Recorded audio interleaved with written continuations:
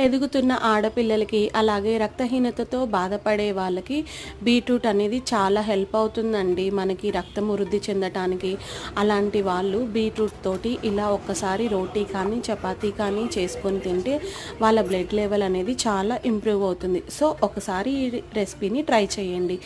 Recipe చేసుకోవడం కూడా చాలా ఈజీ. బీట్రూట్ పైన ఉన్న చెక్కు తీసేసి ఇలా చిన్న చిన్న ముక్కలుగా చేసుకొని శుభ్రంగా కడిగి ఒక మిక్సీ జార్లోకి తీసుకొని కొంచెం ఎల్లిపాయ, అల్లం, అలాగే మన కారం తగ్గట్టు పచ్చిమిర్చి, తగినంత ఉప్పు వేసుకొని మన గోధుమ పిండిలో మనం రెగ్యులర్గా యూజ్ చేసుకునే గోధుమ పిండి తీసుకొని చుక్క కూడా వాటర్ వేయకుండా ఈ బీట్రూట్ ప్యూరీ తోటి మొత్తం చపాతీ ముద్దలాగా చేసుకొని ఒక అరగంట నానబెట్టాలి. మనం తినే ముందు వీటిని ఇలా పొడిపిండి చల్లుకుంటూ ఇలా చపాతీలాగా చేసుకొని మనము రెండు వైపులా కాల్చుకోవటమే.